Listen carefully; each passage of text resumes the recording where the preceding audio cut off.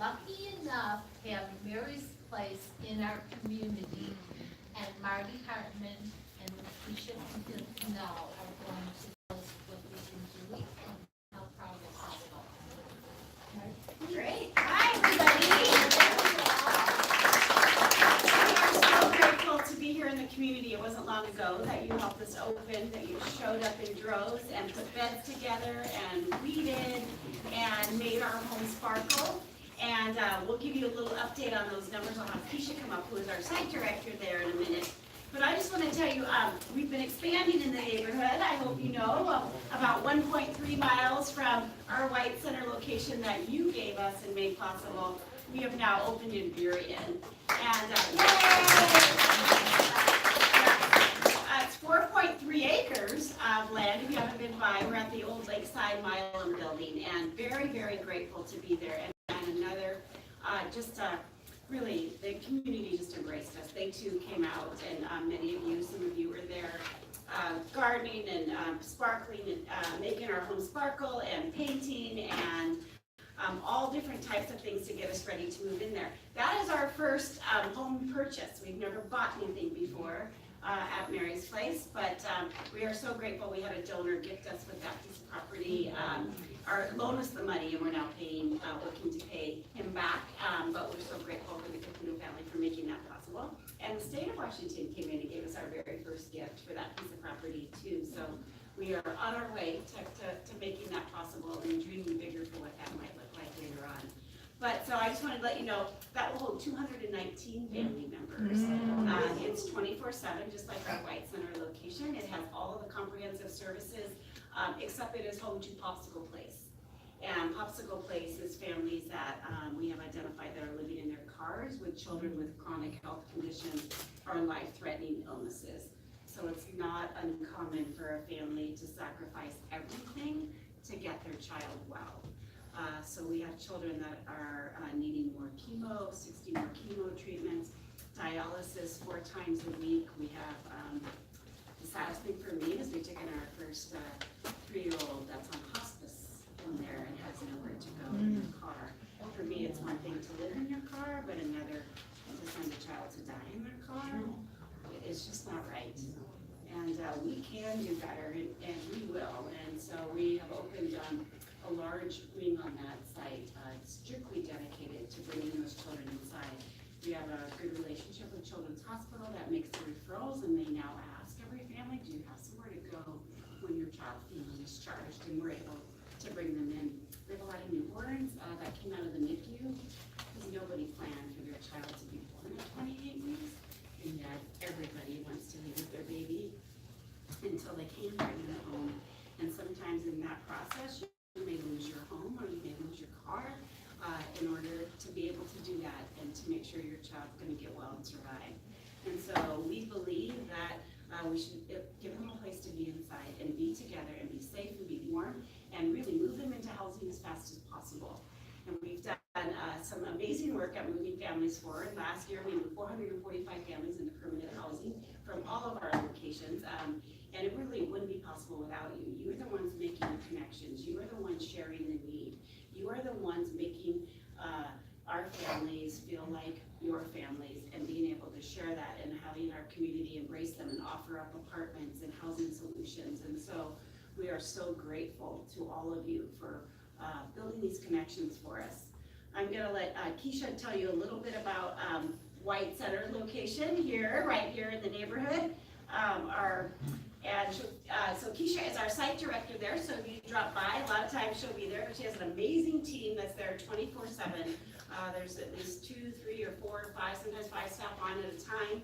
And so Keisha will tell you a little bit about the success we've had just since January. Yes, thank you for having us here tonight. I'm super excited to be a part of the White Center community. It's just been very warm and opening, and we're just happy that we're friends of the community.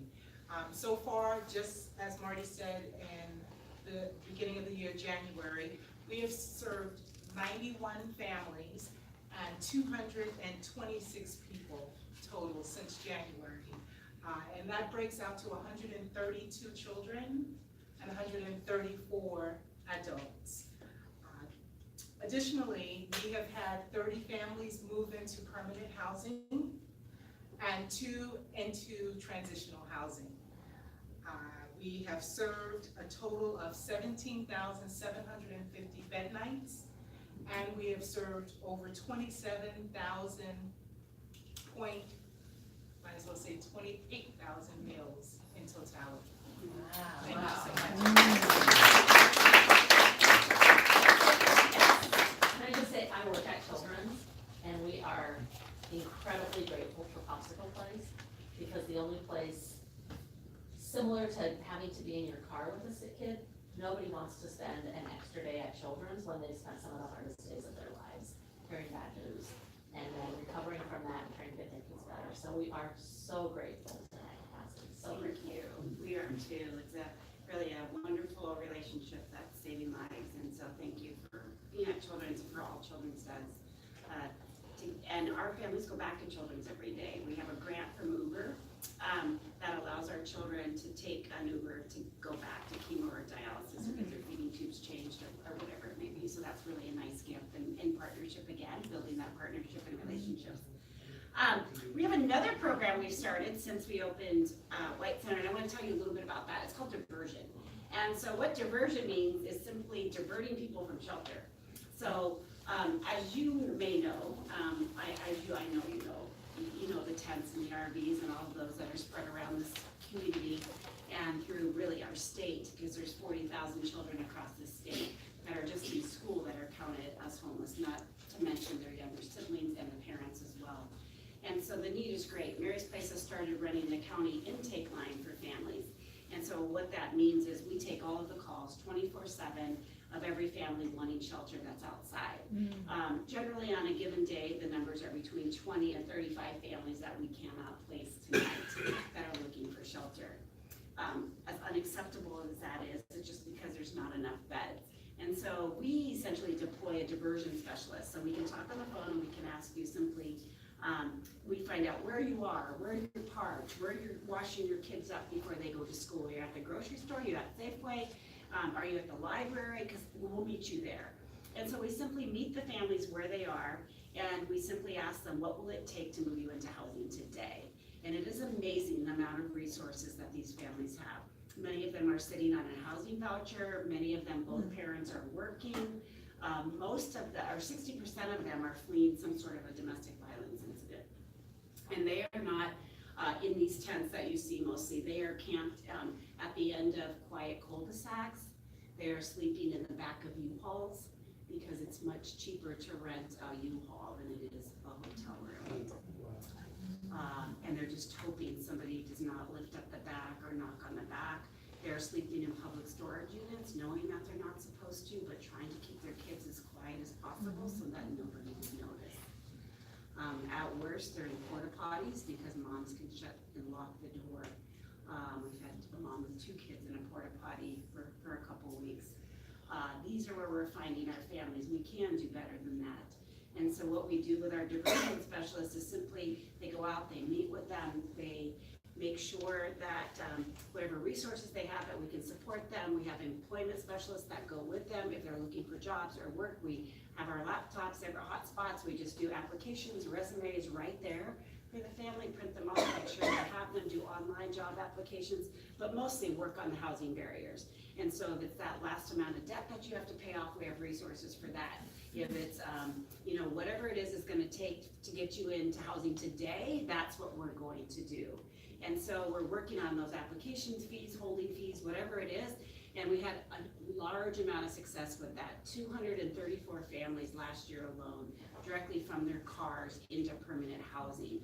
And that is spread across all of King County and into some in Pierce and Snohomish County too, depending on where we can place families. So we are doing that. We're trying to do more of that. And we're working on a way for you to communicate when you see a family in your neighborhood that's in need, that you can tell us and we can deploy a diversion specialist out for them. So there's a lot more work we can be doing. We know the need is great. We still know we need more beds. But what we do know is that we are making progress on this front with families and that this is solvable. We will never give up on this. Back in 2010, we didn't even really have too many children on the street. And And so we know it's possible and solvable. The first decade of Mary's Place, we never even saw a baby, or children.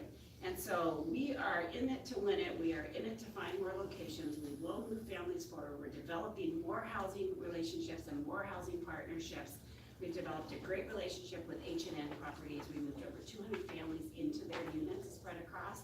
We have about 30 other partnerships that we work on. Some it's 1 unit here or 2 units here, but we have housing locators that do that. So our job is to continue to utilize our community. You are the lifeline. You are the link to these families. You love them like your own, and giving us the resources, whether it's sheets and blankets or diapers, or coming out to tutor or bring library books. Those are things that make a difference to our kids. We're doing Girl Scouts on site. We have Scouts of America troops on site. We have coding classes and yoga classes, all for our kids in the evening when they get off. They're all doing homework. Our job is really just to keep this as normal a time as possible, although they're still homeless and they're scared and they're frightened. We want to reduce their trauma. And how do we do that? Get them back into housing as quickly as possible.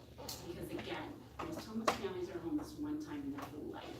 This is that minute. This is that season of your life that you walked in on. Probably the worst chapter that you don't want to visit again. But we can make that chapter super short if we all work together. So I'm here to answer any questions you have about us. You know, if you have concerns, I want to hear that too. We can't do better if you don't tell us. And that's why Keisha's here. I want you, we want you to know Keisha. She's part of your community. We want you to know that she's here and that there's nothing too big, too ugly, too yucky ever to talk about, because we can work on it and do better if we know what it is.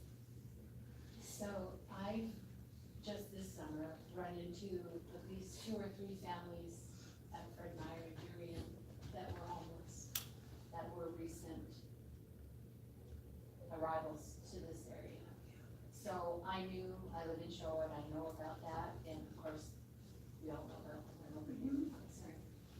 Is there something that I can have copies of that I can hand out, or, because all I can do is give them a food card, which I carry, but when they're families with little children, they need to be, Yeah. We do have a resource card, and I apologize I didn't bring them, but Keisha can get them back. We can give them to Liz and we can distribute them. But they're simply business cards that have the family shelter intake line on it. So it's for a family, and it's also for a single woman because it has our day center line, which we have a single women's day center. Most people don't know about. That's how we started. But we serve about 130 single women every day from 18 to, I think, 88 is an age of our oldest. Oh no, she's 90. She comes every day, and she's 90. Sumiko, that comes every day. But we can give you those if that's a helpful resource. That way you can have a card and somebody can have a phone number to call, and that's how you get on the intake line. And that intake line isn't just for Mary's Place. That is for all the shelters in the county. We help fill all the family shelter beds for the county on that line. I can give you that number if you have a pen, but we can write it down if you have a minute to send out. But it's 206-245-1026. And do you post, like, the bathroom area, there's the bulletin board, like at Fred Meyer, or Sue would say for the stores, or something like that could be posted in Spanish and English? Yeah, we could do that. That's easy to do. And also 211. You can always have a family call 211 and ask for the Mary's Place line or family shelter, and they'll give you that. So 211, if you remember that. Can you send that number to me? 206-245-1026. And do you have interpreters available to you? We have interpreters. We get on the language link. We have a language link line. So yeah, we are always pairing up. Our staff speak at least 15 different languages, different locations. Spanish, we have a lot of Amharic and Tigrinya. That number again? 206-245-1026. Perfect. And again, you can call 211 and ask for that line too. Any other questions? Yes. My grandson goes to Hazel Valley Elementary, and there's a lot of homeless Mexican families up there, and they're afraid to ask for services. You give them this line, we take all families. We don't care what your documentation is, we don't care what, where you've been, what your last address was, we don't care what your income is, we love you like you are.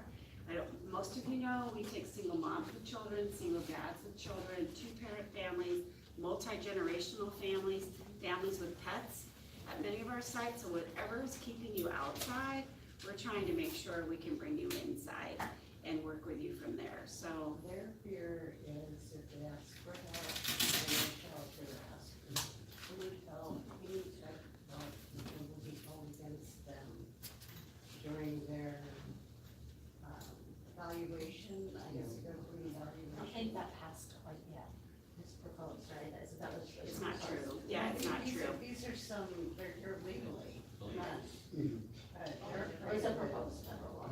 But it's not, we, Inflation. yeah, so, and, maybe this is a little bit about the data that shelters have to collect, but they can also de-identify themselves when they come in. They don't have to give their names and those type of things, so they can't be tracked in that if they don't want to, so that's an option.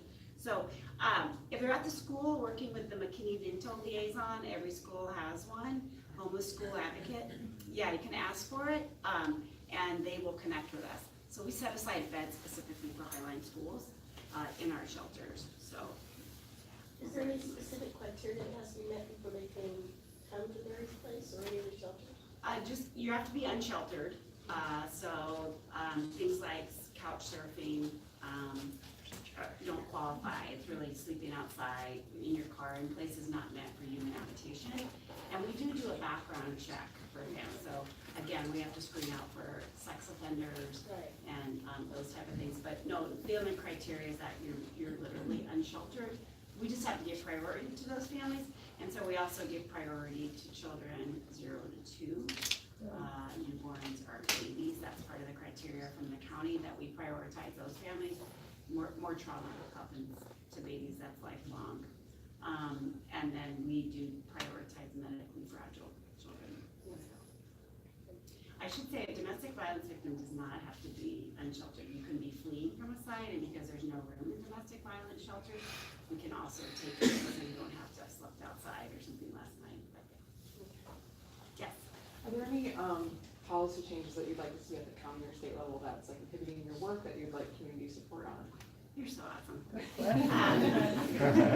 in the middle of a lot of conversations. Mary's Place does a lot of advocacy to try to create some systems reform. So we worked really hard to make sure every bed was full every night in the county and not have to wait for referrals with an outdated list. And still that list is pretty outdated in the county. It's about 2,300 families long.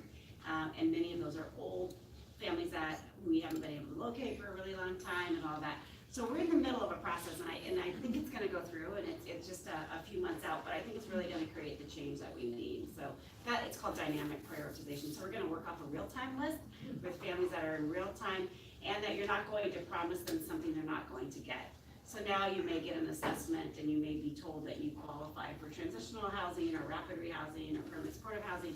Well, there simply is no more permanent supportive housing, and we just don't have it. So people will wanna sit and so kind of linger and shelter because they're waiting for a resource that they thought was promised to them when actually they're not going to get it. And so we just want to be honest with people and upfront with people about what resource that they're actually going to get. And right now we all need to work hard to help you get there. So I think the honesty, the transparency, a real-time list, and honesty about the number of units available is gonna make a huge difference. And then what it is we will offer diversion, which means we'll offer creative solutions to people and allow those diversion families to come into shelter. Right now, we don't allow diversion families inside. We can only work with you if you stay outside in your car. And at Mary's Place, we believe that you should at least be able to come inside and know that you have a stable meal, know you have a bathroom and a shower and a bed to lay down on. And you can still do that same work and still get out in 30 days. So that's what we're working on next. Hey, hi, great to see you. Right. Yeah. So what follow-up do you do when you place families? Do you follow the folks for a while to make sure everything's Yeah, great stable? question. We have, our families are followed, we have stabilizations, but we have housing locators that identify properties. We have housing specialists that are paired with each family in shelter to help them reduce their barriers, gain financial stability and find housing. And then once you move, we pair you with a housing stabilization specialist who actually works with you for 90 days to make sure you're stable in your home and that you have all the resources. That's really the most difficult time when people move out, is that 90 days, because you spent everything to get into your home, and then if your car breaks or your kid gets sick and you gotta be out of school for 3 days, or work for 3 days because your kid's home from school, and all, you know, all those things that you all go through, and you're all trying to piece everything together, that's really the most critical time, so that we move, we have our stabilization follow families up to 90 days, but then longer if they need it, to make sure that they have every resource, they're connected to after-school care for their kids, so they're not coming home by themselves, that they're connected to childcare, they know where the medical facilities are, or the food bank if they're running short at the end of the month, or where they can get their diapers so they can save money and pay rent instead of buying diapers, all of those type of things, we do that as well. Just another quick question, so I've seen some terrible things, like I saw a woman breastfeeding her child going up the street for money, not far from my house, and I stopped and talked to her, and she didn't really want to engage. But I was concerned about calling the police because I don't want CPS to come out. What can we do in this situation? Are the police and our county sheriffs working with these folks and working with you? They are, and nobody wants to separate families, right? And most of these are incredibly good parents out there that are just trying to hold on and keep their families together. And the police and CPS know that, and so they'll work with us to and be able to provide more resources. The goal is not to split families up or tear them apart. So if it's not a bad thing to call, you can encourage her to call the intake line and see what we can do there. But regardless, no mom and a baby like that should be outside, so let's see what we can band together and what resources we have, and oftentimes there's hotel vouchers and things like that that we can piece together until they get into shelter or into housing. So, yeah, no, the goal from CPS is always to keep your family together, and we work with them so they can call us. It's a hard thing, I know. You can bring her to the WIC clinic too, in Yeah. that center. The what? The WIC clinic. Yeah. Yeah. Because they have food nutrition. Okay. Qualified for.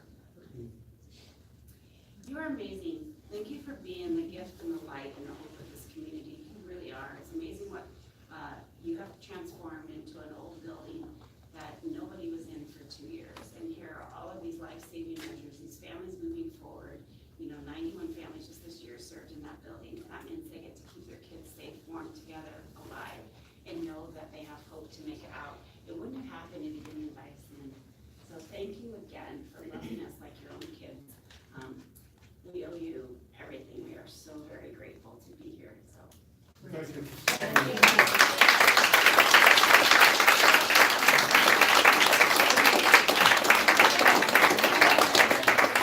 Okay, Thank you. well, we're now going to get into our candidate forum with Shannon and Joe. Please come on up.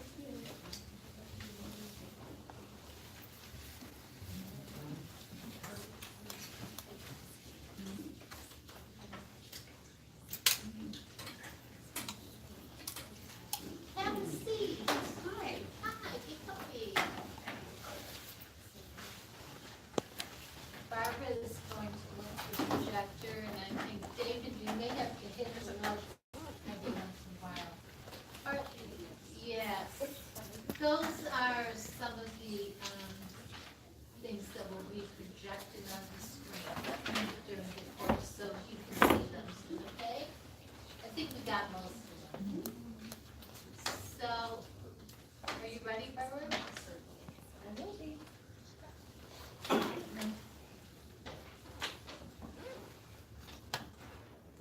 Okay. Welcome, first of all. Thank you for being here. And let's start by clarifying a few things, okay? Nhuac does not endorse candidates. What we do endorse is being informed, and that's why we're all here. You'll have 3 minutes to answer the questions, but please do not think you have to use the whole 3 minutes. Nhuac stands for North Highline Unincorporated Area Council. Here's the map, there's the map behind you. It is a 3.5 square mile area of unincorporated King County between Seattle and Burien. It includes the neighborhoods of White Center, Top Hat, Beverly Park, Boulevard Park, and others. Our questions will often reference North Carolina. However, if your answer relates to a specific area, please note the neighborhood.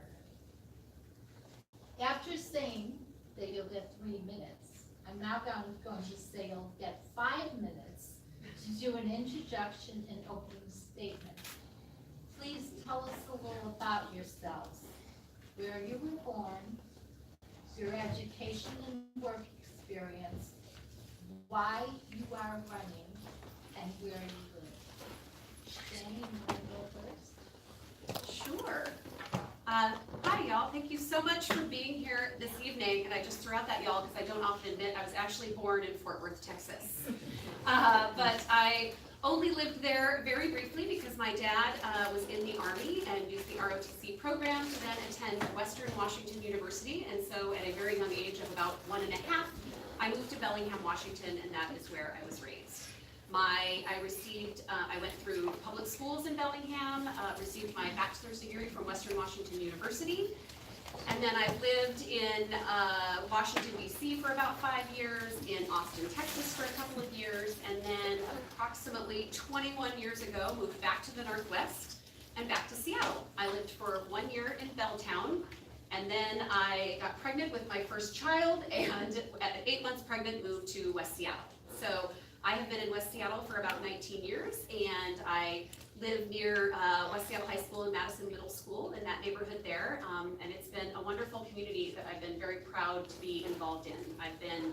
I was active, I worked part-time on and off for about 10 years while I was the primary caregiver for my kids, and so during that time I was an active volunteer with the West Seattle Food Bank with the 34th District Democrats, volunteered at the White Center Food Bank with the 34th District Democrats, and I am currently active with Westside Baby, serve on their board, and I hope folks here are familiar with them, an organization in White Center that provides diapers and safety equipment for families in need. So, and also very active on my kids' PTA and lobbying and Olympia on education issues. So that's sort of my background on a lot of the community side of things. And then what people often hear me talk about is indeed my 3 kids, because they are what really motivates me and inspires me to run. So my daughter Caitlin is 11. She was adopted from Korea, and so this last year she came home from school upset because kids at school were talking about kids being sent home to the countries in which they were born, and she was worried that that was going to happen to her and that I was not going to be with her when that happened. Obviously, she was talking about the divisive immigrant and refugee issues that we're seeing from our federal government, and I was able to have a serious conversation with her about why, for her, that wasn't something she had to worry about, but I also had to share with her that for many families, it is. And it's a real thing, and we had to start talking about what do we do as a community, what happens in our governments to help to prevent that, how does this state stand up in different ways, and our communities stand up in different ways. I have a 14-year-old son who's now a freshman in high school, and I've been telling the story about how infuriating it was to have him have his most interesting thing that happened in school that day around the dinner table be that he spent the day figuring out how to hide or escape if an active shooter came to school. No one wants to hear that, certainly no parent, and I don't think anybody in the community wants to hear that, and that's not what we want our teachers or our students to be focused on. So I think gun responsibility is a huge issue that the legislature has failed us on, frankly, and we have got to step forward and start addressing issues of gun responsibility. I'm a supporter of Initiative 1639 that is on the ballot. And I look forward to implementing that, presuming that it will pass, and if it does not, I would certainly lead at the Senate and sponsor bills to be sure each portion of that is moved forward in the state Senate and at the legislature. And then my oldest son is 19 now. He came out when he was 16. He is gay. We have seen what is happening with our LGBTQ communities, an assault from our federal government, sometimes assaults from people within our state and within our legislature. I will stand up. I have always been an ally and an advocate. I am now a mama bear ally and advocate. We all know that means serious business. So I look forward to fighting for the civil rights for all of our communities should I be elected to the state Senate. I have professional experience in public service working in King County. I currently work for Dow Constantine, the county executive. I've worked for him for about 2 years. Prior to that, I was chief of staff for Joe McDermott at the county council for about 6 years. So I have experience in a technically nonpartisan, but really a bipartisan setting. There are Republicans and Democrats who serve on that council. So I have experience moving legislation through a bipartisan body, and I would like to bring that experience and that perspective to work on behalf of all of you here at the State Senate. So thanks for being here tonight. Really appreciate seeing this. It's democracy in action. It's a big deal to have people show up and to have these conversations. So thank you so much.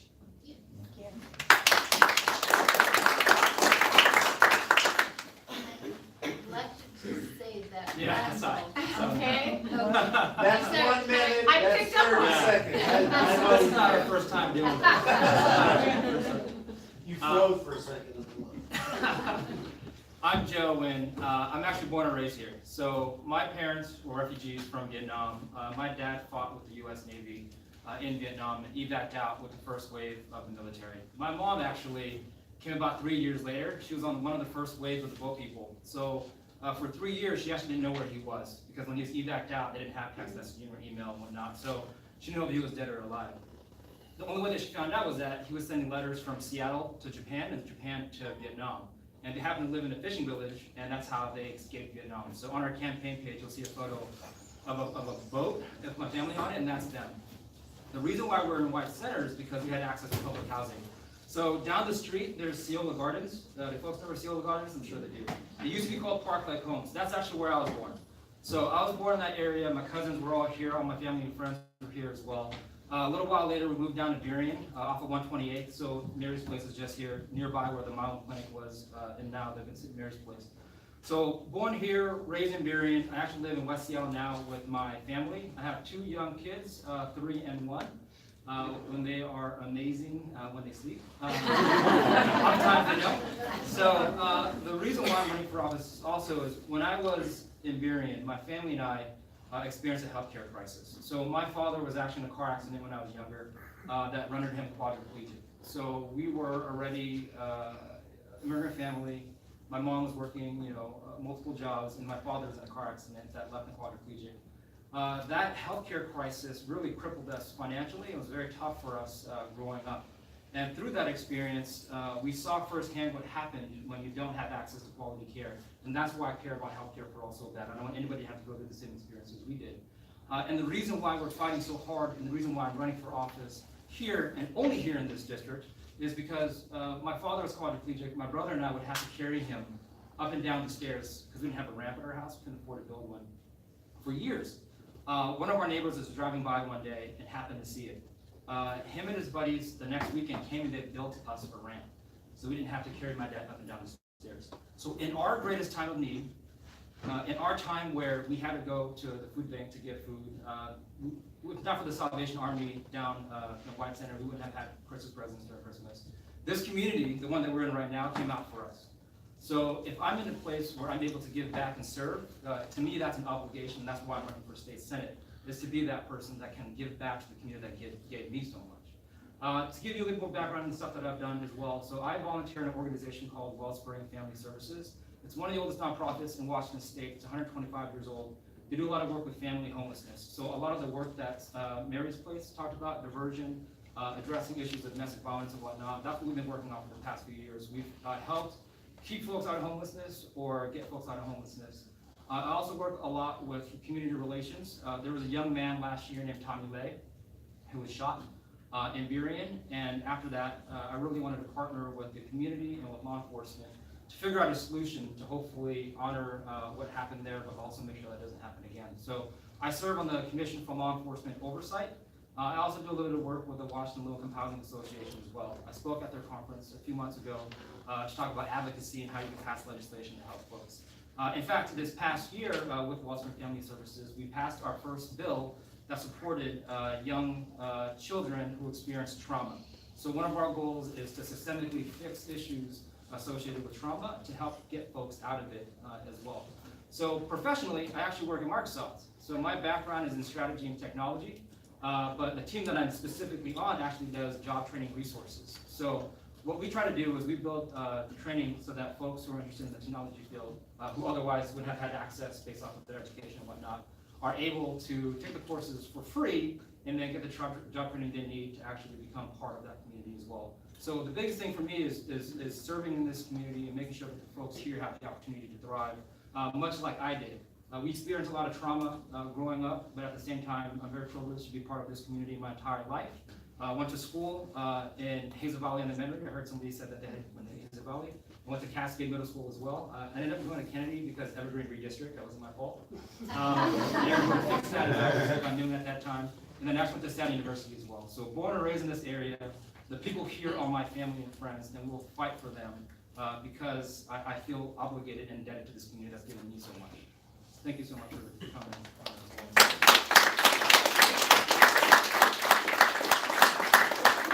Now I'm going to skip my second question, and I'm going to go directly to number 3. In December, Barbara, are you ready? In December of 2014, Public Health of Seattle and King County published a King County health profile.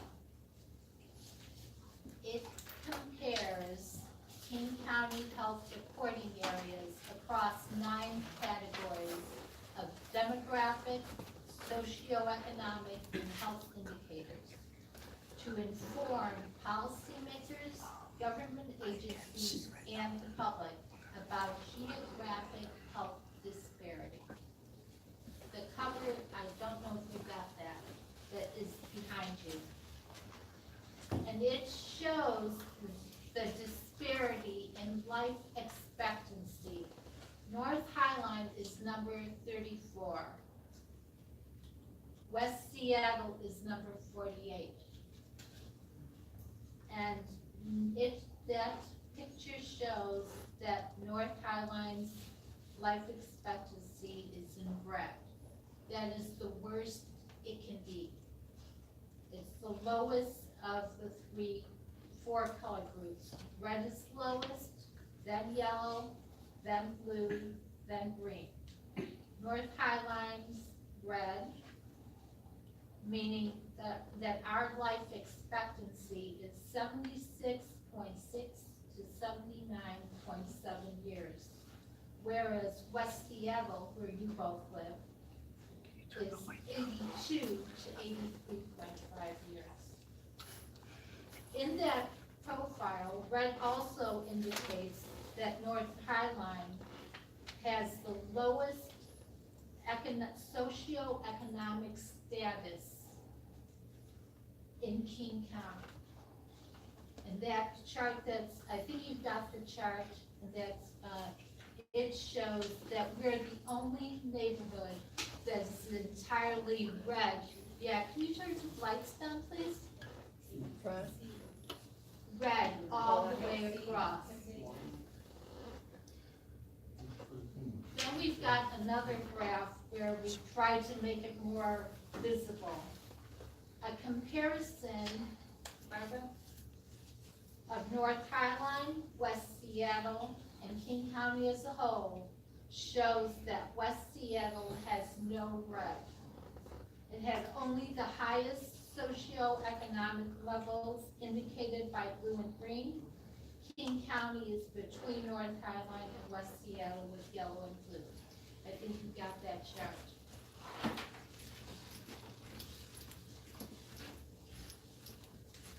However, North Highline has not always suffered from such concentrated poverty. In 2014, King County participated in an equity forum held by Nhuac. And King County's manager of equity and social justice provided us with the information on the next.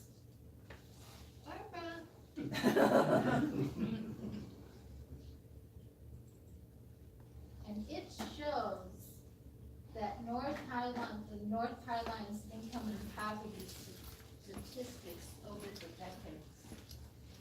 Do you agree that this data reflects that economic segregation is a reality in King County? If so, do you think this is by accident? If not, why? You get to go first, Joe. No, this is not an accident. I totally agree. So if you look at this checklist, less than 200% of the federal poverty level, foreign-born, non-native speaking, less than high school degree, less than college degree. All of those are checked by my family. So my family is certainly part of this, and we also live in the area actually. So the house where I grew up, my uncles now live there as well.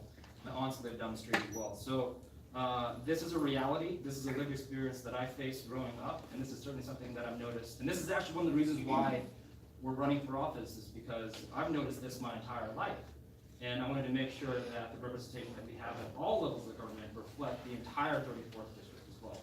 Obviously, other parts need services and help as well, but there are certain parts that have been neglected for far too long. Myself included as part of that as well, and that's why I care so passionately about running for this seat.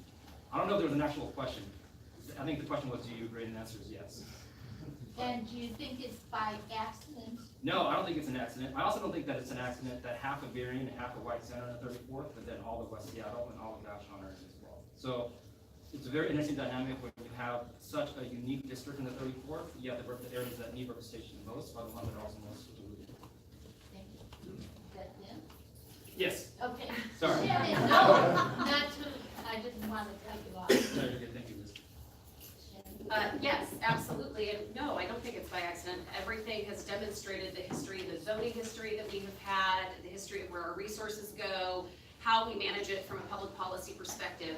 I don't believe it is an accident, and we absolutely need to start addressing it now. You referred to equity and social justice, which is an office that we have in King County that we work to use an equity and social justice lens on every piece of policy that passes now.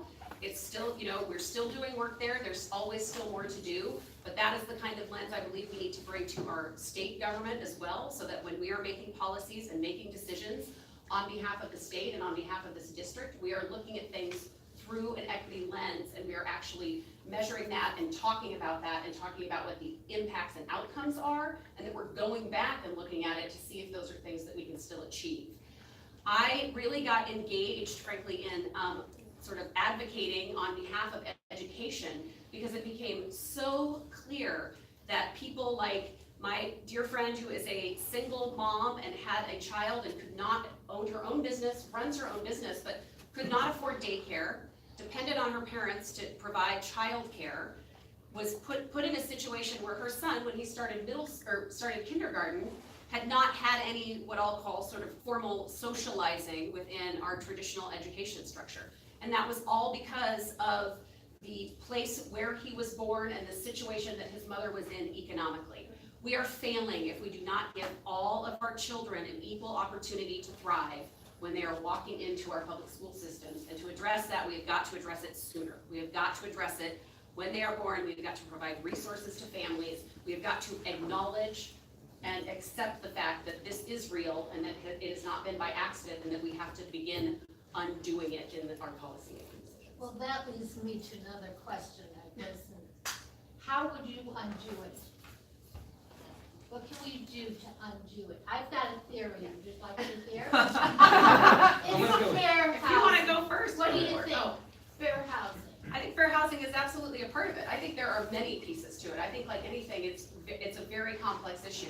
But affordability and access to housing is huge. Affordability and access to transportation is huge. People being able to get from point A to point B, whether it's for their jobs or for childcare, is a big deal. Access to healthcare is a big deal. Making sure that we are providing those resources and those filling some of those gaps for families who do not have those opportunities right from the get-go. There are absolutely ways that we can start to reverse this. And I think we've seen in some innovative programming has happened, especially when we're talking with 0 to 5, especially when we're talking about addressing even mental health issues and behavioral health issues in young people. Working on those things sooner and doing, as we refer to it often, upstream work is absolutely what has to start to happen to reverse it. Thank you, Jim. I'm a little bit biased, but I think one of the reasons that I think this is the way that it is, but also one of the ways to fix it, is that we need representation at all levels of our government to make sure that the voices who are in the community that reflect the values of the community are actually in positions of power as well. So the problem, oftentimes, when you don't have representation in leadership, isn't so much that they don't care about you or your community. It's that there's such a disconnect between your values and their values that they don't even know that these are important things. So first thing is, let's have people who actually are from the community, that represent the values of the community, be part of the decision-making process and listen. I think that's the biggest thing as well, is we have great advocates, some of them are in this room right now for the community, that I think have great ideas, that themselves would probably be fantastic legislators. I'm looking at you, Aaron. And I want to make sure that this community is able to get that voice as well. So the big thing for me is let's put people who are in the community in positions of power so that we who are from here understand how we can fix this. That's one. The other one we talked about obviously is fair housing. Affordable housing is very important. There's Fox Cove, and this is not North Hollywood, this is Iberian. Fox Cove right now, folks haven't heard about it. Developer from Bellevue just bought this building, and they're gonna displace about 35 families like in 2 weeks. And that's legal. And a lot of these families are very real possibility of becoming homeless. Talk about trauma, talk about not being off on a good start. So affordable housing, obviously an issue, it's an issue right now. Education is important. Obviously not just access to quality education, but also making sure that the representation for the teachers themselves reflect the community. So this is kind of a weird reference, but there's a movie called Crazy Rich Asians. Right? So like that was actually a big deal for me to see for a lot of folks in the Asian community, similar to Black Panther and whatnot, because that was the first time they saw themselves on the movie screen. Imagine if you had that every single day in your classroom. So what I think we need to do is making sure that we provide the resources for people from the community to be able to become teachers as well, to teach these kids. My wife happens to be a teacher in the Hana School District at Shorewood. She's a special ed teacher there. So those are some of the important things to me systemically being able to fix and undoing a lot of these things. But the biggest thing is listening to the folks who are already here and making sure that we're being culturally competent when we're actually implementing these solutions as well. Thank you. Hi. Okay, so the Washington State Housing Finance Commission is responsible for financing low-income and affordable housing in Washington State. The commission does not take demographics into account when approving financing. The underlying theme is that land is cheaper in North Highline, so it's financially responsible to build tax-exempt low-income housing here. Do you agree? We'll start with Joe, you left, so Shannon. Well, I certainly agree that that has been happening. Do I agree that that is our best path? No. I think that we are certainly seeing that we have not solved our affordable housing crisis in any way. We are simply putting it in specific communities sometimes, and or really just not addressing it and continuing to force people out of our community. Not just the city of Seattle, we're seeing people move further and further south and or north and or frankly out of state. When I am out doorbelling, it is shocking to me the number of houses and the doors I knock on where people are actually saying, nope, I'm having to move. My property taxes are too high. Here are the things that are happening, and I can't afford to find another place in this community that I have lived in for so long. So I think that I'm pleased that the state, when it comes to this issue, I'd be curious to review it and have an understanding of how we might be able to impact that at the state level, and if there are things we can do to change and add in some other elements as they're making those decisions. I also think that when it comes to the state funding of housing, often when things are passed in the legislature, like there's a document recording fee to help with homelessness, they put parameters around that and some very specific requirements about how that money can be used. And I would argue we really need to look at that and talk about trying to provide more flexibility and opportunity for that money, because what works in one community for affordable housing may be different in another. The needs in White Center are different from the needs on Vashon Island. And can we come up with some solutions and some more flexibility in that kind of funding so communities can decide together how best to address some of these issues in partnership with their policymakers. So I do think there's some things that we can do. So to me, it's not so much what the cost of the land is, as much as the value that can generate for that community. Although with the way that it's being handled now, one of the problems is that when you concentrate these types of housing in only one area, oftentimes low-income housing are their property tax exempt, which means that you don't actually have funding to provide the resources you need to support the people who are coming there in the first place. So part of affordable housing shouldn't just be the actual housing. It needs to be the infrastructure for other education, transportation, social services, to make sure that we're also supporting people who are then going to be there. So I think that should be part of it as well. In order to pay for this, I think we need tax reform. So the root cause of a lot of these things, obviously, there's a lot of people with good ideas that's gonna cost money. I think tax reform is one of the most important things. Shannon mentioned that folks are being priced out of their homes. Senior citizens are being priced out of their homes. Oftentimes people say, well, yeah, the property tax is going up, but oftentimes most people don't own their actual homes. So just their rent themselves is going up, they haven't equity in the house itself. So part of the solution would also be, for now, with issues going on, having tax credits for seniors so they can stay in their homes, having diversion programs like Marty was saying, and making sure that we have a progressive tax reform that is able to actually fund these initiatives as well. So what that means to me is capital gains. What that also means to me is revisiting the tax exemptions that are on the books that don't yet, don't expire. By the way, school levies, they expire in 4 years. Tax exemptions, they never expire. And then also making sure that we work towards a more equitable solution when it comes to funding for these services as well. And that just leads into another question that, there seems to be a pervasive attitude that people who spend a lot of money on their homes don't feel that they should live next door to low-income housing. And so housing gets concentrated in certain areas. So do you believe that people who live in affluent communities should not have low-income housing in their neighborhoods? Is this something, that should be spread throughout the region and not looked at certain areas as the communities which it should be placing, where these should be placed? Joe? Yeah, no, so it's funny because, first off, no, this should be all over Seattle, all over Washington State. In fact, we can use surplus lands in order to help provide some of these affordable housing as well, which is going to be all over the place. I don't think it's a negative thing to have diversity in your area, right? So a lot of these affluent places oftentimes are the least diverse. So I think they can benefit from having more folks in the area that represent a diverse perspective. Honestly, the best food is in White Center. So, we go to coffee shops all the time. So imagine if you had a breadth of diversity and then all these different communities coming together. I think that would make our communities better. I think that would make our country better, if I'm honest as well.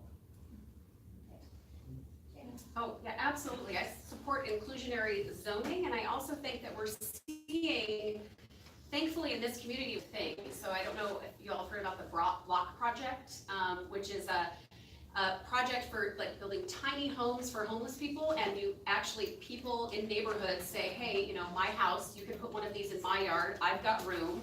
And then they work with the block, they talk with their neighbors, they let them know what they're embarking on, and then they can have the home built there. It's a very inexpensive way, but also a community inclusive way to try to provide housing for homeless. It's obviously not a big population solution, but it is a way to then introduce and to have communities be engaged and involved in the solutions as we're moving forward. So I think absolutely that those are the kinds of steps and the kinds of things that we need to be doing so that communities are all involved in addressing the issue that we have in front of us, the crisis. Okay, thank you.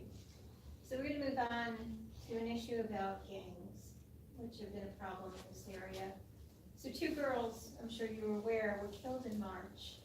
And then just recently, a tragedy, a 51-year-old grandmother was killed while she was at her desk at work. And that was just 3 weeks ago in Burien. Both were gang related.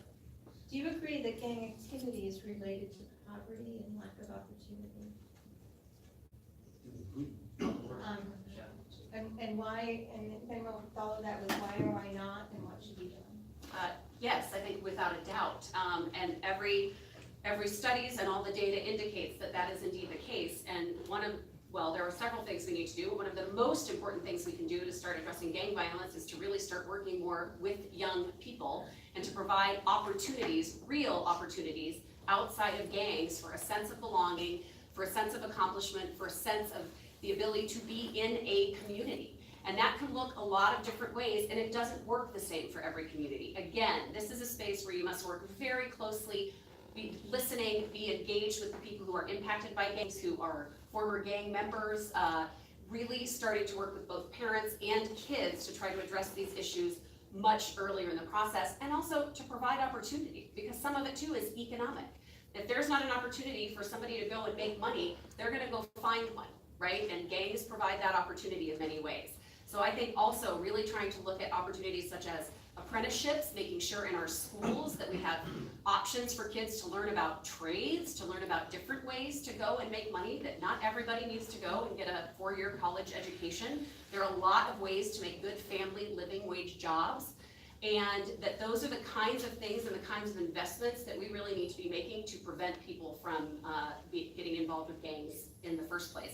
And we can't let up. I think part of the trick is, what we've seen is, we start to do this work, we start to work with gangs, we start to solve the problem, it lightens up a bit, and then we take our foot off the pedal and we think the problem is solved. And we need to continue and constantly be vigilant about this work and continue to care about our kids and about our communities and about our families all of the time, not just when we're having a gang crisis emerge. And then I think that's when we can start to end it. So I was at the Burien City Council meeting a couple days ago, and we talked about Fox Cove, so affordable housing issues. We talked about the gang violence, and we talked about gun control and gun regulations as well. What's interesting is that most folks came to talk about one specific issue, but they're all interconnected. Like, it's very clear that if you're not given an opportunity to thrive and to succeed, if you're experiencing trauma, if you're not able to even have a place to go home that's safe, you're gonna try to find a connection somewhere else. And unfortunately, sometimes that manifests in gang violence. The interesting thing is, Burien spends, I think, less than 1% on social services to help young kids and youths, yet they spend about 53% on law enforcement, right? So if you think about where the money is being spent, it's not really surprising to me that we're spending more time policing people versus giving them the resources they need to actually succeed and to thrive. So part of the problem is that we need to invest in our people, right? We need to have investments in restorative justice for folks who are already going down the wrong path, that we can bring them back. We need to make sure that we have opportunities for them to not have to go to that path in the first place. And everything from not just the way that we fund the law enforcement, but the funding for jails and funding for other things as well. We need to make sure that we're putting the emphasis on prevention and serving the community and making sure that they don't have to be in those positions in the first place versus waiting until after the fact. Oftentimes resources in the county and the state become siloed, and oftentimes they're not working necessarily together. So what I mentioned before was that people think, oh, housing is different, gang violence is different, gun and education are different. They're all related. We need to together work with our government to make sure that we're doing this in a way that's actually moving the needle for the community and not necessarily for individual programs. Okay, thank you. Thank you, Robert. We're gonna move on to marijuana. So, North Highline, with one of the highest poverty rates in King County, has 6 marijuana stores. All but one, all but one have been robbed. The latest one that opened hasn't been robbed yet. So 5 have been robbed. Three at gunpoint of the clerks was shot, one was pistol whipped, one store several times struck through the front. So, and the stores in Top Hat particularly have hindered economic growth in that area. And according to business owners there, have actually hurt their businesses. We understand the state allotted 22 licenses to King County at large, with the expectation that the stores would be spread throughout the county, just as liquor stores were prior to privatization. That certainly has not been the case. And although the stores are concentrated in North Highline and Skyway, the benefit of the taxes collected have been dispersed throughout the county, not coming back to this community or Skyway. So do you think the concentration of marijuana stores here was done because the decision makers thought we needed pot in this community to cope with the lack of resources?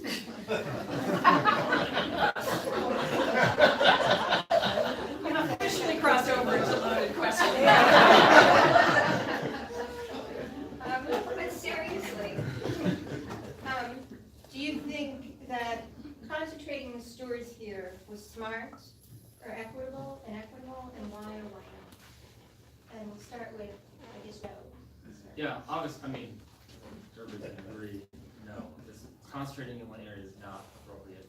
Again, this is more of a systemic thing, is if you don't have appropriate representation for all communities, what happens then is when somebody makes a decision, you don't have somebody fighting on your behalf.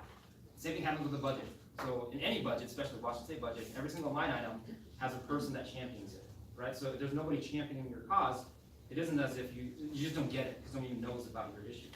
I think that's kind of what's happening here is that a lot of it's being concentrated here is because you need to have folks to push back. I think that's generally my response, but yeah, I mean, obviously there's a detriment to the community. I know the Top Hat community very well. Some of my closest friends live there. That gas station right there, we always get snacks when we're younger. So I know exactly where you're talking about, not after we go to the source. But that is actually community, now that I think about it. But yeah, so obviously the concentration is not a positive thing. We need to make sure that we're doing it in an equitable way. I'm fine with the consumption, obviously it's legal, but we need to do it in a way that's respectful and mindful of the community as well. And obviously there's a public safety issue there that can easily be addressed. What about the money coming back to the area? Yeah, you know what's interesting with marijuana money is that it actually goes towards the general fund, so it becomes very difficult to track.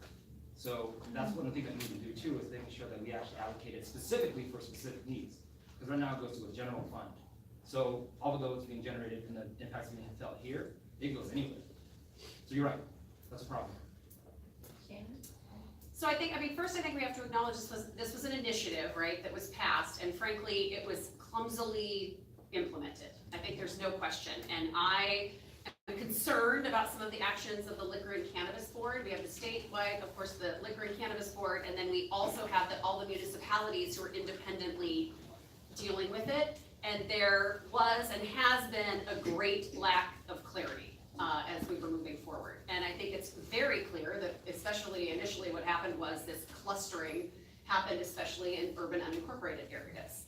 And so I do think we need to go back and address that. I think we absolutely need to address the revenue issue, and that revenues coming from pot, while it's a challenge to do because of how the budget is set up and you can't necessarily pinpoint everything, it's certainly not impossible. And we've certainly taken steps where when we see equity impacts on communities, trying to take things that we can use, things like what they're talking about with Initiative 1631, the carbon fee initiative, taking the revenues generated from that to put back into the communities that are most impacted. I think there is definitely an angle there that we could talk with colleagues at the state to try to figure out a way to identify some of that revenue using an equity and social justice lens based on what we are seeing related to the pot issues. And then when it comes to public safety, again, as you know, I mean, I know the storefront deputies here are fantastic, but there are not enough deputies throughout this region, and I think that is something too we need to pick up on and make sure, again, I do really appreciate that in this community, the deputies are a part of the community, that they're out not just when things are going down, but that they're actually known people in the community. I think that's important. I want to see more of that to try to help address some of the safety issues. But yes, I think we absolutely are still fumbling through a bit the implementation of 502, and I want to make sure that at the state level where we need to do things to provide clarity or insist on the Liquor and Cannabis Board providing clarity, that we do that. One caveat, so funding is tricky because federally marijuana is not legal. Right. You get a state bank, you can probably fix some of those issues as well, just so you know there. So, we're gonna move on to, about affordable housing again and homelessness, but there's been a definite impact in North Highline because of Seattle's lack of affordable and low-income housing. People have been pushed to the edge of the city on the border of our community, living unsheltered in unhealthy conditions along Myers Way for over 2 years. It was finally cleaned up last week. And how do you feel the needs of unsheltered people can be best met? So I was actually just at Arrowhead this afternoon as well and talking to residents there, and of course the Myers Place encampment came up as well, and the issue of homelessness. As we all know, we are really facing a crisis in this community, and it's a crisis that has been building for many, many years. I talked about, gosh, now it's been 10 years. I had a man sleeping in my carport at my house on a pretty regular basis because, come to find out, he was an alcoholic, but he was visiting his mother at the nursing home that was down the street from my house, and then couldn't catch a bus back downtown all the time to get to where he slept, and that is why he would end up in my carport. And this was, 10 or 12 years ago. And so we have seen that kind of thing. The population has grown so much, and we have an opioid crisis, and we have any number of other things that are causing more and more people to be unsheltered. I am a big proponent of having 24/7 shelters for people. Sometimes we need overnight crisis shelters. and it's better to get people under a roof than not, but frankly, to transition people out of homelessness, we need to provide more resources, we need to provide more opportunities, and a 24/7 shelter is the way we can do that. So what that means is they often refer to it as like a navigation center. And that is where you can have people come in, they can have their own lockers, they sleep in the same place in the evening. There are people on site to help them connect with either jobs or recovery or other social workers that might be able to direct them to other things that they need to help pull them back out of this crisis place that they are in. And so I am a big proponent of funding 24/7 shelters. And I think the states, I'm glad we protected the state's document recording fee, but it'll be coming up again in 2019, and that is a fee that helps to pay for homelessness services throughout the state. I want to be certain that we continue to protect that. And I also want us to look at even more surplus lands. I'm pleased that the state started a review of surplus lands in this last session so that we don't have to sell everything at fair market value, but that we can look at it for affordable housing and or shelter in the first place. But for example, Washington State Department of Transportation is not one of the agencies that has to actually do a review of their surplus lands. I don't think that makes sense. I'd like us to address that as well. I think we are in a crisis and we need to be pulling out everything we can get to try to address that crisis. But I definitely believe 24/7 wraparound services are the best way to start. Yeah, we've had a homelessness crisis declared by the county and the city for a little while now. So the first thing I would do is if we had funding opportunity to put towards affordable housing, it should go towards affordable housing, not a stadium. That's one of the big things, making sure that we actually fund affordable housing. And also, it's interesting, so the document reporting fee, so the Washington State has a housing trust fund that funds affordable housing for services. It's actually grossly underfunded right now. I think it's 2011 levels right now. So 28 levels. So it used to be about 200 million, now it's about 130. So we need to actually bring that back up to what it was before. So during the recession, we took money away. We never actually brought it back up. It's interesting, we also never brought back up funding for mental health and human services as well. So you take away funding for health and human services, funding for healthcare, funding for housing. Oh, we have a homelessness crisis, what a shock, right? So a lot of it is making sure that we're actually allocating money appropriately to the things that we already know we need. Like, this is not rocket science. Like, if we put funding towards people, if we put funding towards housing, we will be able to help people. So what Marty talked about earlier with Marriage Place, diversion is actually a very specific technique that works very well.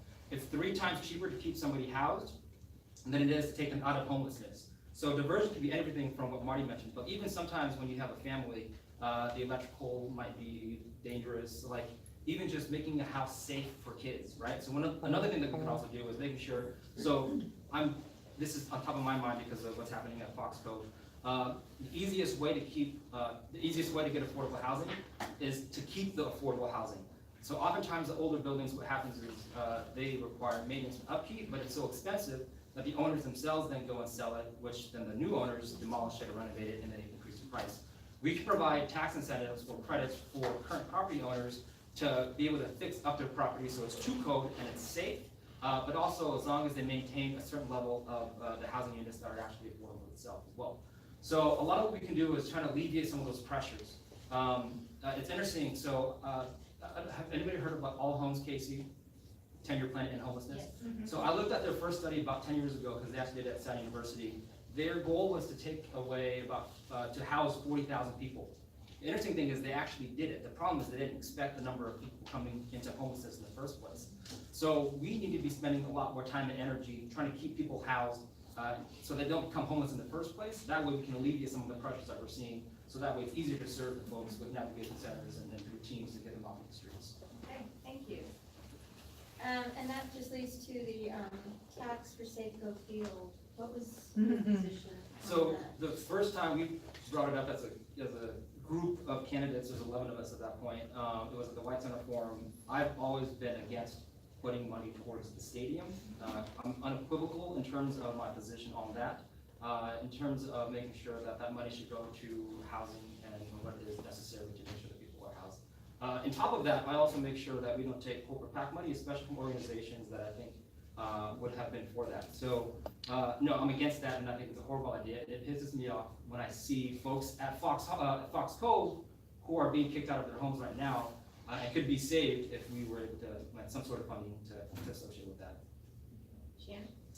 So I'm opposed to public financing of stadiums, actually, in the first place.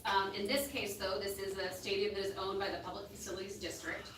So I could see that there is some basic maintenance that could be required. Frankly, what was sent over to the King County Council by the executive is not a package I would have supported had I been a King County Council member.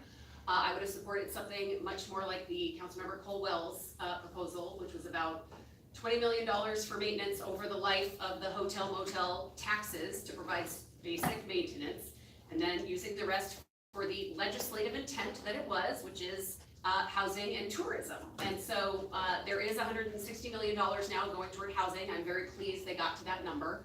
And so I think that at least that part of it I'm happy about. But no, I don't support public financing of stadiums. And I think we're moving on to our last question, which is, although important, the state Senate seat is a part-time position. What do you intend to do the rest of the year? Shannon?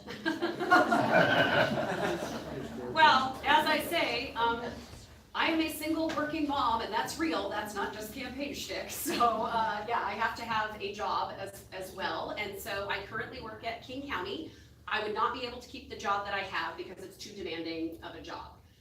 So I am hopeful that I will be able to get another job within the county doing some sort of special project work or something that I'll be able to maintain, you know, a lower salary at that job, obviously, but then be able to commit to this job as well. Because again, I think, you know, as we've talked about, it's hard to get, you have two candidates in front of you that represent people that are not often represented in elected bodies. And being a single working mom with school-age kids, there is not one of those in the state Senate, and there's a reason. It's because it's a really challenging dynamic. Our body is set up on a really old system that is supposed to be for rich people and or independently wealthy people who can show up, you know, 3 months a year and do this job. We're still operating in that system. Maybe we can adjust that a bit at some point so that we can also actually get more people to be able to participate. But I think that it's it's a great opportunity that we have. Okay. Yeah, so, yeah, it's definitely a full-time job, you just get paid part-time. It's a lot of work to be able to do it. One of the questions that the West Side blog asked in our interview was, why are you running now? And honestly, one of the main reasons is this is the first time in my life where I've only had one job. So I take care of my mom, I help my brother to school, my sister to school, I help them as they were growing up as well. And I'm not even the oldest, I'm the middle child. So, and I got ignored as a kid. So the reason why I'm running for this, and the reason why I'm fortunate enough to be able to run, is that Microsoft, my employer, actually has a civic leave benefit, so I can take time off to legislate and then go back to work as well. So I'll still be a senior manager on my team at Worldwide Learning, and being able to provide job training resources. I'll still be able to spend some time with my family and still be able to be engaged in the community as well. Okay, wonderful. We're gonna open it up to the audience and go through this list in order. Stephen Lampier, you indicated that you wanted to ask a question. Yeah, I have a question, and it partly comes from someone who's been in business most of his life. So my question is about supporting small businesses. Yeah. I've been a small business owner for 42 years, most of my work life. And one of the things that really annoys me is when politicians talk about that they want to help small businesses while they're campaigning. And that all disappears once they get elected into office. But that's not the only thing that disappears when they get elected into office, but it's one of them. So my question to both of you is whether you have experience running a small business, and if you do, what would you recommend that the government can do to help make small businesses more successful?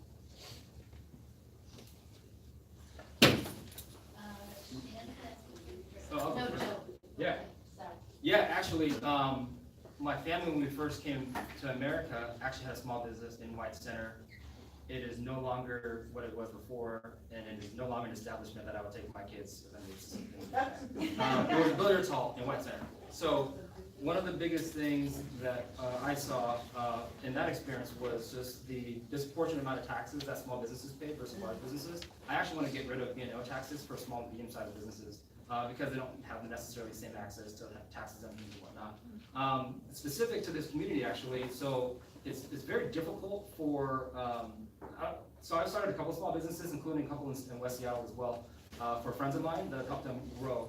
One of the hardest things is navigating that process. So getting your LLC, getting your bank account set up in a way that is appropriate, making sure that you have the right accountant, doing all the logistical stuff. It's even more difficult if English is your second language. So serving the community here is making sure that we had an office or department that can actually help shepherd folks that may not necessarily speak English as their first language through that process as well. And then also making sure that things that seem unrelated, let's say for instance, at least for us, my sister has an engineering firm that she owns as well, so we see that. Healthcare costs are pretty important, so a lot of the things that we care about would also help small businesses by, if you can alleviate some of that burden, you can make it a bit more cost effective to run your business as well. And then, so in this area specific, sorry, I'm kind of rambling, gentrification is happening right now. We know that if you're a community of color, if you're a business that's owned by a person of color and you get displaced out, there's very good chance you'll never come back. So one of the things that we can also do is provide support and funding for communities of color so they're able to maintain their business as well. But even more specifically, so I started it's a really random thing. He repairs custom car gauge, like old car gauges. He was very good at his job, just like a plumber would be very good at his job, just like a carpenter would be very good at his job. But he didn't know how to build a website, he didn't know how to do marketing, he didn't know how to do kind of the business development. So I helped him do a lot of that stuff as well. So if we're able to augment the good work that folks are doing now, so the skill sets that they're doing now, with some basics, things like how do you build a website, how do you navigate these experiences, I think we can actually empower a lot of business owners to be very successful. Because oftentimes they're good at what they do, it's the other stuff that kind of gets in the way. So I haven't run a small business myself, but growing up, my family actually had a couple of small businesses. My parents opened a restaurant that only lasted about a year. And my mother actually had a very successful business that was typesetting business. So this was a while ago.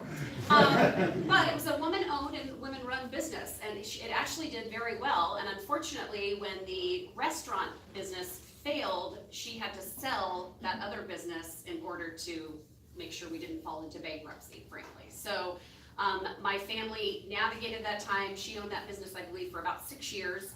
And I certainly know the energy and the work that went into all of that and a lot of those administrative barriers that we've talked about. What I would commit to you, frankly, is this is a space where I think it would be important to have from the 34th district, like a small business advisory committee of sorts that would be willing to come to talk to me about here's what we see at the state level that is impeding us at the local level, and here's some things that could incentivize small businesses. Because I think we talk a lot about incentives for large corporations, and we need to talk more about incentives for small businesses because they are so often the backbone of our communities. They really are economic, entrepreneurial opportunities for people that might not have opportunities in some of these bigger corporations. And I want to know about ways we can not only not make it hard to do, but actually incentivize people to be able to engage in small business. But I know I'm not the expert on that. And so what I would want to do is get a group of people around me who could help to come up with some strategies and some potential legislation and some things that we could actually do at the state level to try to make some change that would really help people here in the 34th. Thank you. Wendell, you're next. Oh, you guys pretty much answered some of it. What I've noticed since I've lived here since '92 is I've coached a lot of teams. I've addressed this with a lot of people here. From the YMCA, the Boys and Girls Club, the Salvation Army. And what I've noticed lately is, like the Boys and Girls Club, you might know, back in the day, it used to be just kids all over the place. Yeah. You know, they would feed them, give them some snacks, something to drink. It's not that way anymore. Yep. You know, and you talk about how, you know, we invest in those, you know, that's gonna make it easier for us when they get older. So is there anything that you guys can do? Because it's different from Fauntleroy YMCA compared to the Boys and Oh, Girls sure. Club. Yeah, well, and I think Because the parents can't afford that Boys and Girls Club. They don't get it And the anymore. boxing club here is great too. I mean, Yes, there are, it is. you know, Yes, there are it some is. great community resources actually for kids that I think we need to continue to, and this to me is one of those things where this is what it means to have community reach out, to reach into the communities and to to actually understand, okay, what are the options and opportunities here, and how can we help either reinforce those, and or what is standing in the way of having those be successful to reach out to more families? Why are families not coming? You know, what is it about transportation? Is it about not knowing it's there? Is it about not having culturally competent people on site who can help families who English is a second language? There's any number of things that I think we need to certainly be investing in. I mean, we see this at the county level, trying to work on things like youth and family sports grants and trying to find ways to actually, but you also then have to let communities know that grants are there and help them to apply and really provide a lot of resources and help there, because you can't just put something out there and say it's available if you're not actually doing the legwork to show people how to participate, what they need to do, how they can be successful at it. And so I think that that is certainly something that we just all need to be continuing to try to work on, both at our local municipality levels, and then if the state can step up in some way to assist, whether it's with resources or other connections, I think obviously that's important. I went to the Boys and Girls Club down the street, so that's why Wendell was mentioning that, because I did benefit from having those summer programs. I would spend so we were on free lunch, so going there during the summertime was probably one of the only regular meals that I had growing up. I benefited tremendously from that experience, and I see the communities that are there now. The White Center CDA does a thing called White Center to White House, where they work with students to show them what civic engagement looks like and kind of guide them through that process as well. We need to be investing in our youths. We need to be investing in the community. We need to make sure that money is going towards the actual people. And that's what I'm saying before, is if we had funding, say $135 million for a stadium, let's just put that towards that Boys and Girls Club. Let's put that towards the White Center CDA, right? So there are certainly things that we can for sure do just to make sure that we're prioritizing ourselves and our society in an appropriate way. But yeah, you're right. We need more money for youths, and I think, like, I have vivid memories of being able to play in that gym with folks. There was this one kid that can dunk, and he was like 15 years old, just blew my mind. Right? So like, those are some life-changing experiences for me in White Center, and being able to be part of that Boys and Girls Club. And I'm sad to see that it's not necessarily that way right now. Thank you. Okay, Bill Tracy. One of the issues that you're going to be dealing with in the legislature is kind of the lifeblood of local government. It's called the Public Works Trust Fund. We have been without funds. Were taken away back, I believe, in the 2014 session in order to balance the budget. Public trust fund monies are loans from the state to utility districts and municipalities to do public works projects such as sewer, water, even libraries. We got something back this last, with the change of the legislature this last session, but it was only a small amount. What happens with public trust fund, it is a loan, and it's a revolving loan. It goes back to the government so it can be returned back. The problem was in 2014, they decided not to turn it back. So I want to get your impression, what can you do to help guarantee that my sewer district, Letta's water district, can still apply to get public trust fund loans? For those of you that don't know it, these are loans that are issued at like 0.5% to 1%, which allows us to not raise your fees, not your property taxes. We don't do property taxes. Everything's on a fee basis. But if we have to raise the fees, now Southwest Suburban, for example, is the second lowest in Western Washington of all rates. That's because of the Public Works Trust Fund. We want to see it maintained. How do you perceive that as your responsibility? I think you first, Jim. Yeah, same as you with the housing trust fund, right? Making sure they allocate the money effectively there. What we mentioned before is that money was cut. What's interesting, I keep bringing this back, but there are 680 tax exemptions on the books that never expired. Yet, when you do a budget cut, things like that get cut. Things like healthcare gets cut. Things like education or something, whatever gets cut. So making sure that you have a champion who's actually gonna fight to make sure that that is still gonna be available, to make sure that we're keeping the rates down for folks. I honestly don't know the legislation well enough specifically for Public Works Trust Fund, so I'd love to hear more from your perspective, but to me it seems pretty clear that if we fund it appropriately, we'd be able to maintain this, the necessary need that we have for these organizations. Yeah, I mean, I would certainly want to meet with you in this particular sewer district, but I then think obviously it's building a coalition with the others as well, right? So I think it would be talking throughout the state about, okay, what's our common ask here? How do we make that happen? And then what do we do for this district in particular as the state senator to stand up and say, no, this is the thing that is most important for my community, so I need to make sure that's there. But I think it's gonna obviously require not just the senator from the 34th, but actually a coalition of people. So I would wanna meet with you and get a sense of who that coalition would be currently that are up to speed on this, and then who we would need to maybe navigate and try to get involved, so. Thank you. Well, here's a name that I'm not familiar with. John Rep? Yes, Yes. hi, Hello. yes. Would you join the Senate Public Meeting Caucus? Yeah. Okay, I guess that's it. Thank you. Short and Well, just to caveat, so we talked about funding a lot in these things, right? So right now, Washington spends about $2.3 billion every single year in interest costs that we send to Wall Street, specifically as US Bank. 2.3 billion, right? So think about what that can be spent on in terms of the community, in terms of affordable housing, in terms of the Public Works Trust Fund as well. So having a public bank isn't just having the access to capital. You can actually reinvest some of those interest expenses back into the community for things like Bill was saying. Okay, thank you. Another name that I don't know, Mary Mitchell. Hello. Hello, I'm Welcome. actually a newcomer to North Carolina. I bought a home there 2 years ago because it was affordable at the time.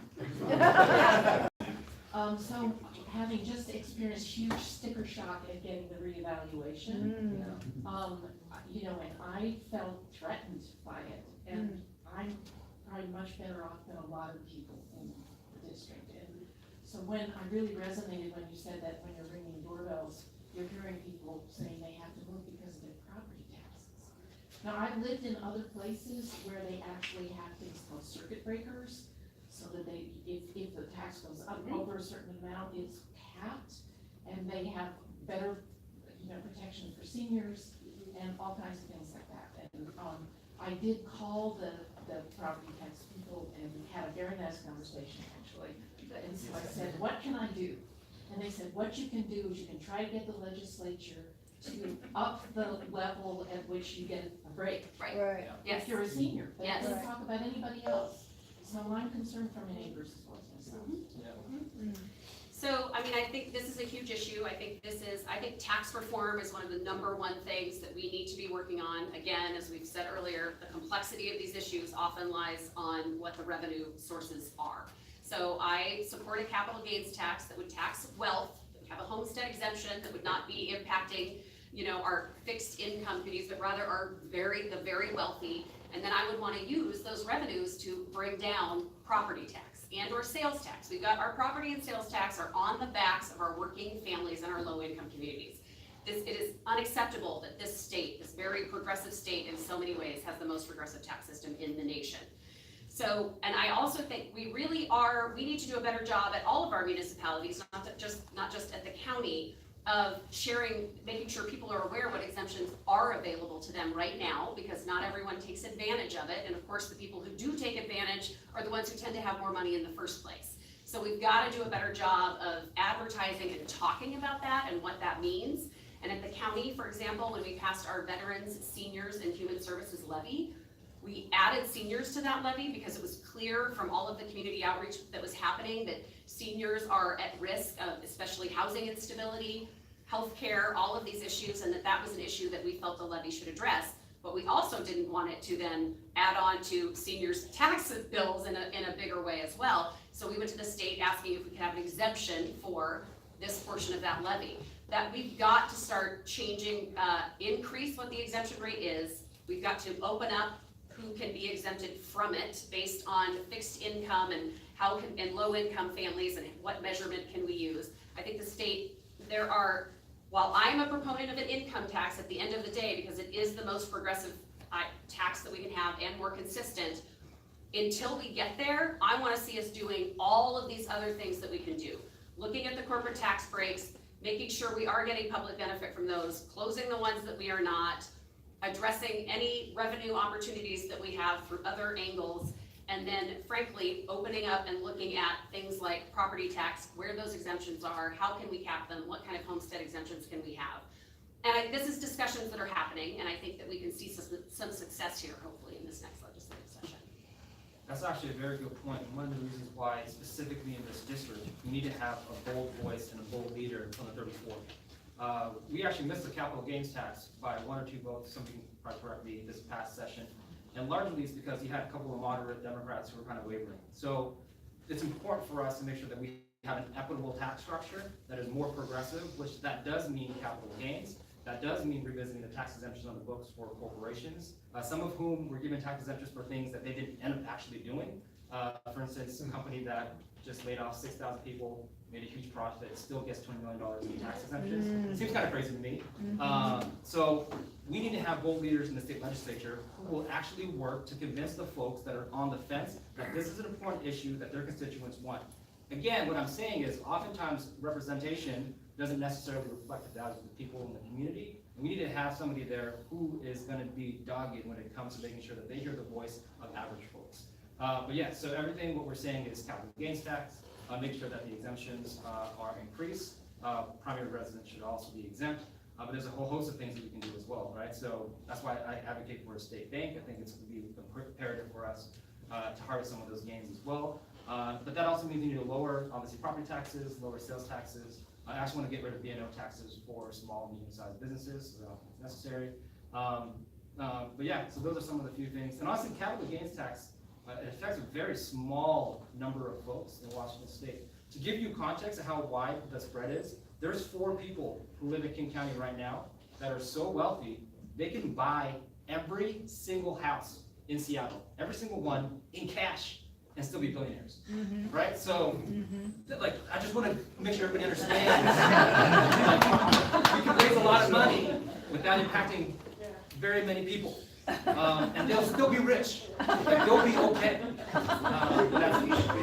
Yeah. And they actually support it. Yeah, you're right. Yeah. Okay, that brings us to Lois.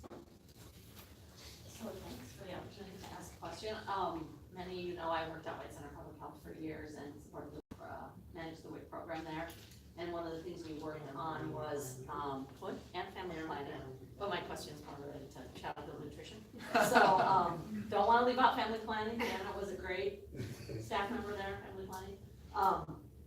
So we know that WIC works to promote healthy childhood eating, works to combat childhood obesity. We know that sugary beverages are really a contributory factor to that. So I'd like to ask, I'm gonna kind of ask each of you a separate question here. I'd like to ask about your decision to take PAC money from Coca-Cola, who is promoting sugary beverages and only contributing to childhood obesity. And Joe, your thoughts about not taking PAC money.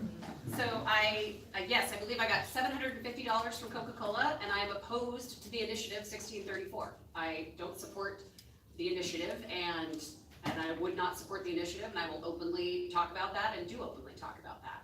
So accepting that money is not accepting any more than I would assume that Joe supports every single thing that Microsoft does in a political environment. I certainly don't support every single thing that people who either donate to me and or even endorse me support. So Even though you accept that funding. right. I mean, I can't afford to self-finance my campaign, and campaigns cost a lot of money, unfortunately. And I legit just cannot afford to do that. So but that's not buying my vote. That's not buying me, as I just said, I do not endorse it. I do not support it. I do support campaign finance reform. I have always supported campaign finance reform. I have voted for initiatives. I have voted in honest elections. And while I appreciate the choice to not accept corporate PAC money, I would also say Joe didn't even vote in the honest elections initiative.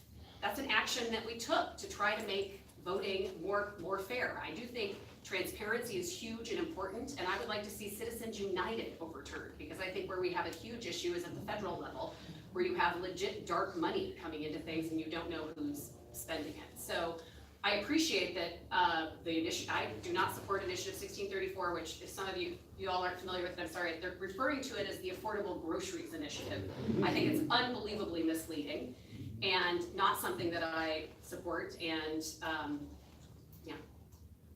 We don't take corporate PAC money because there's no ambiguity in terms of our commitment and our loyalty to the people of this district. We also cannot self-finance. We're actually out for fundraise 2-1 in the primary, and we still won. So leadership is hard, and sometimes you have to make tough decisions. And for us, it was knowing that we're going to be outspent. So I don't fault anybody for doing what they need to do to win an election. For us and our values, I do not want to have anything compromise our conviction and our belief in this community. Is Marlene Albright? No, she had it. Janet Wade? Wow, I'm sorry. Actually, yes, because I have noticed an increase in teenage pregnancy here in the White Center area. There are more and more teenagers walking around with big bellies. And at the clinic that we worked at down the street, which is now Mary's place, we were successful in bringing down the pregnancy rate here in the White Center. Now that it's been given over to Planned Parenthood, it seems to be going up. I have met with 3 people who became pregnant because we were refused services at Planned Parenthood. And I would like to know how well you support a new clinic here in White Center area, White Center area, led by Kimmy Cooney. And then I have a specific question for Shannon, using my voice. Would you want to answer that first one first? Well, that's the second question after there's that. I mean, public health is just a key to all of our communities, so I certainly support. I'm disappointed to hear that. I'd be curious to actually see numbers around the Planned Parenthood. That's disappointing to hear, and I certainly want to introduce you to 3 people. Yeah, no, I just would want to know more about that, because I think it's about making sure we get the outcomes that we need. And so if that is not happening, I think we absolutely have to readdress what our opportunities are to provide public health services in the community, no question. Yeah, public health obviously is very important. It's important here. It's interesting because this is similar to actually Vashon. Vashon doesn't have a public facility to have medical care as robust as they need. Yeah, exactly. So we need more funding for that in these types of areas that oftentimes see a lack of funding for services such as healthcare. So I completely agree, and I also would love to see and talk to the folks who are running it now to see if there's a way we can change the outcomes so they're more effective. Planned Parenthood, they refuse to see anybody with certain insurance. And, yeah, just self-pay. Okay. I love, if you need your contact, I want to follow up. Sarah? Oh, my second. Oh, yeah. I received a flyer in the mail, 3 days before the primary election, that came from your campaign, Shannon. And I was really upset by it. You know what I'm talking about? Yes. Did you okay that? Actually, I didn't see the final, truth be told. And so this was a situation where something was listed, there were sole endorsements. Usually on these things you put endorsements or sole endorsements. And this said sole endorsements, and it actually listed 2 people who I was not sole endorsed by. One was the Washington State Nurses Association and one was the machinists. And the person who was working on the final added that word. She did not, that was a mistake that she made. It wasn't just that, there was another items on that flyer that. Oh, I'm not familiar with what other, that's the piece I'm familiar with. And so we put out an apology right away as soon as we knew that had happened, and we called those organizations and the candidates, and yeah, that was a mistake. The rest of the flyers that concerned me were the statements that were being made that you were the only one that had any community service experience. Well, I don't think it quite said that, but I'm happy to talk with you about it and look at it if you would like. would like to look at it. It was really clear that that's what it meant, Okay. and I'm disappointed you weren't able to view it before it went out. I appreciate that, thank you. It shows, I don't know. Sarah? Yes.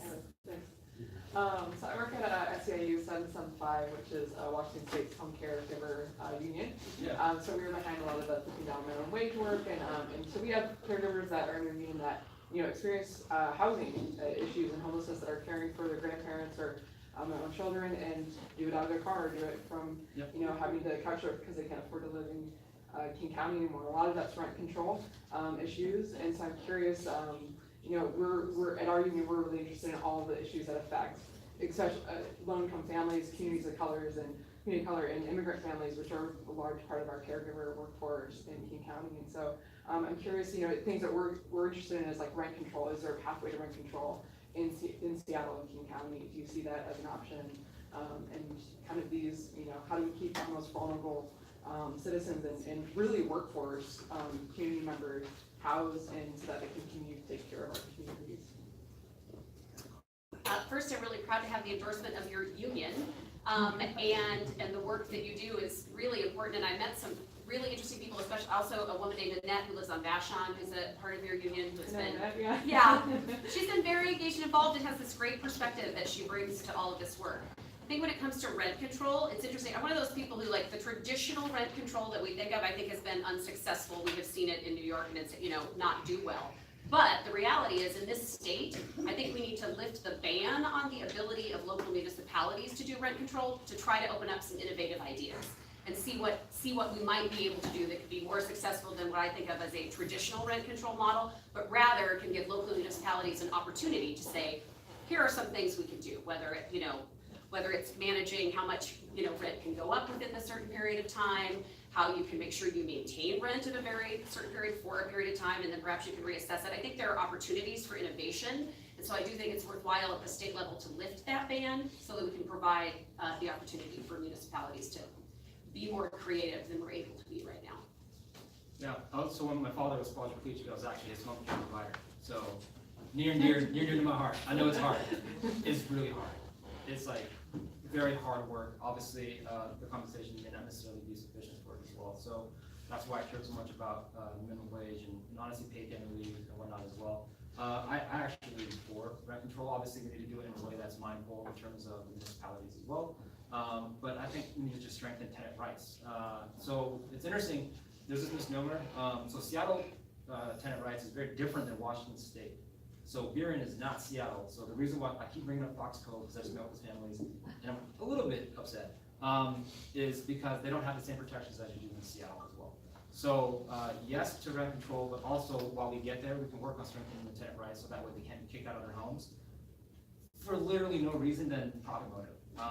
So that's one of the things that I would probably work on as well as we get there. Keep up the good work. And Martha, go. your turn. Yes, I'm assuming both of you are in favor of $15 an hour minimum wage, right? Yes. Right, okay. Do either of you care to comment on support from the National Hospitality Association, which has worked very, very hard against the $15 minimum wage? I support the $15 an hour minimum wage, and I think frankly, we need to talk about it probably being higher in regions that have higher costs of living, so. I support it. I also don't. I actually took that meeting with the Washington. This is kind of a funny story. It's not taped. That's fine. So the Washington Housing Association fought against minimum wage and they fought against paid family leave. The Washington Hospitality Association. I ended up taking that meeting with them because I wanted to talk to them in person about why they did that. And it was just a fascinating process. It was actually one of my first endorsement interviews. And I didn't want their money. I wanted to tell them to their face that they were wrong. So it's interesting to me to see them fund other organizations and other campaigns. But yes, I support minimum wage. Obviously, we don't take over PAC money, so we wouldn't have taken their money. But I actually did meet with them, and when they said, well, why should we support you, in a very condescending way, there's a camera right there, that's why I said, I actually don't want your support. I wanted to talk to the person about why you were against minimum wage and why you were against paid family leave. Yay. Well, that's the last question we had. Okay, Gil, I didn't know there was a list, sorry. go on. Just one quick question, I don't know what's gonna like. Position on annexation.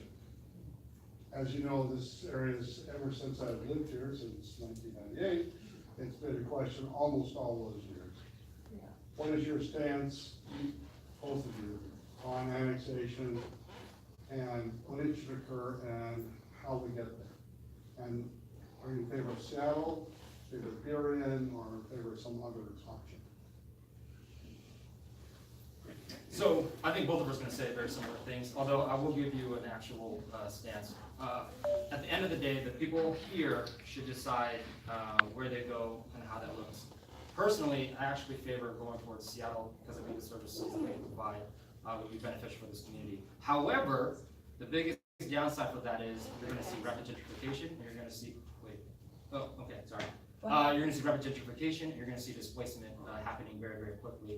One of the biggest things that the state legislature can do is actually provide a sales tax credit, so that way you can reduce the burden on the community here. Although we need to have more services and funding for services to make sure that we don't displace communities of color, we don't displace businesses of color as well. So it's going to be a very tough issue. I think, again, the people that are here should decide where that goes. And those are my stances, because I do know that something is going to happen, but at the same time, my family still lives here. And they're going to have a hard time staying here if the prices go up any higher, if the taxes go up any higher as well. Yeah, I think we absolutely, there is a sales tax credit in place for the potential annexation area. We have to continue to protect it because it's constantly, people are trying to take it away as an option. So Seattle, as I understand it, is continuing to move forward with the potential annexation. It is absolutely up to the community. Communities vote on it. I do believe the unincorporated King County is not able to provide the appropriate level of services at this time. We're certainly working to try to do the best that they can do at the county, and our kind of a new Department of Local Services and a department director who is here. And I think, we need to continue to do the best that we can do with the unincorporated services that are here, but I would support a vote on annexation by the community, by the city of Seattle. To clarify, Seattle is here. Seattle. Okay. But well, I think if Burien steps, I think if that's, I do believe it's up to the community, and the community votes on these things. Right now, Seattle is the one making the progress and making some steps and actually looking at it. So that's what's on the table right now. But I don't think that necessarily has to be the only option. If Burien were able to step up, we were able to have this conversation on that direction, I think it's a good conversation to have, and that's I'd love to hear more. That's up to the community. So I was actually sitting here since 1983, so this is a conversation I've been having for. You beat me. You beat me. So it's difficult. I think there's a lot of moving parts that need to be figured out still. So I'd love to hear more from the community. Honestly, I think it's the community's option, the community's choice. So all the information that you have on my flyer, that's my personal cell phone, that's my personal email, that's the same one my wife uses. Feel free to give me a call. And I'll answer, and I will listen as much as I can.